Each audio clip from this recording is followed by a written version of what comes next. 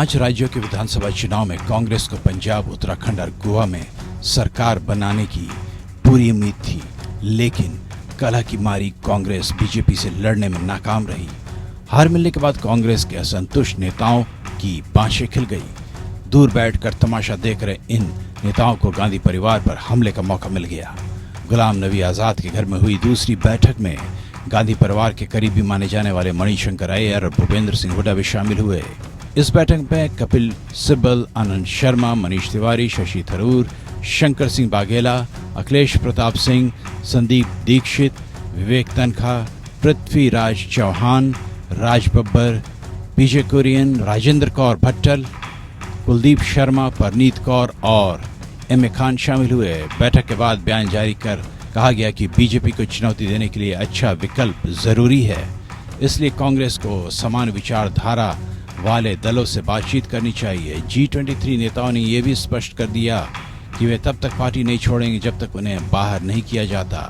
वहीं अपने बयान में गांधी परिवार की कार्यशैली पर सवाल उठाते हुए उन्होंने कहा कि सामूहिक और समावेशी नेतृत्व की व्यवस्था अपनाई जाए और हर स्तर पर निर्णय हो।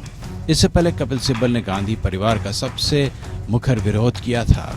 उन्होंने एक इंटरव्यू में कहा था कि गांधी परिवार को कांग्रेस का नेतृत्व छोड़ देना चाहिए और किसी अन्य को मौका देना चाहिए।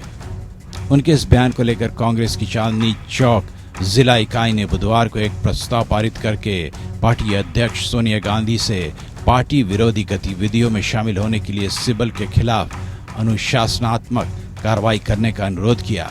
सिब्बल चांदनी चौक निर्वाचन क्षेत्र से सांसद रह चुके हैं।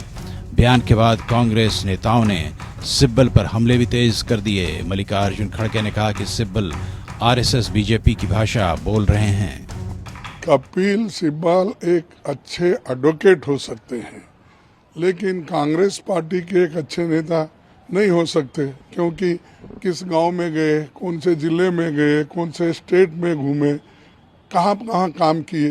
देखो, बैठे जगह एडवाइस देने वाले बहुत होते हैं, ग्राउंड रियलिटी अलग होती है, जमीन पे जाना अलग होता है, और वही लोगों की जो इच्छाएं हैं, कांग्रेस वर्कर का जो मंशा है, वही लोग जान सकते हैं। दिलचस्प बात यह है कि असंतुष्टों के G23 ग्रुप में ज्यादातर 70 पार के नेता हैं। इनमें से ज्यादातर राज्यसभा के रास्ते से हर कांग्रेसी राज में जमकर सत्ता सुख भोग चुके हैं। कई तो मनमोहन सिंह सरकार में मंत्री रह चुके हैं। मणिशंकर अय्यर को 2014 में नरेंद्र मोदी को चाय वाला, 2019 में नीच शब्द इस्तेमाल कर दोबारा प्रधानमंत्री बनने का श्रेय दिया। दरअसल कांग्रेस इतनी कमजोर हो चुकी है कि इन सफेद हाथियों का बोझ और ढोने के हाल में नहीं है। खुद पार्टी को प्रमुख विपक्षी पार्टी का दर्जा बरकरार रखने के लिए लाले पड़ रहे हैं। वहीं इनमें से कई नेताओं को इन चुनाव में स्टार प्रचारक के तौर पर रखा गया था, लेकिन किसी ने भी प्रचार में दिलचस्पी नहीं दिखाई। वहीं असंतुष्टों की आलोचना को पार्टी की लोकतांत्रिक कवायद का रूप देने के लिए भूपेंद्र सिंह हुड्डा ने राहुल गांधी से मुलाकात की और गुलाम नबी आजाद को सोनिया गांधी ने बातचीत के लिए बुलाया।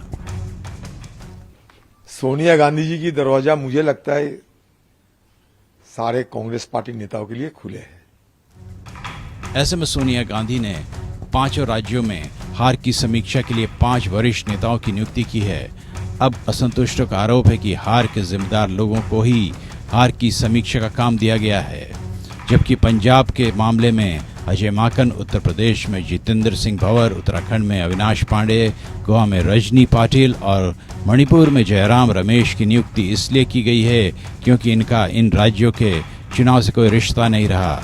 समझा जा रहा है कि इन समितियों के नतीजे आने से पहले इन 5 राज्यों में नए नेतृत्व का ऐलान किया जा सकता है। बहरहाल सितंबर में होने वाले पार्टी के संगठन चुनाव से पहले इस सियासी उठापटक के थमने के आसार कम ही नजर आ रहे हैं। अंशुमन त्रिपाठी, APN।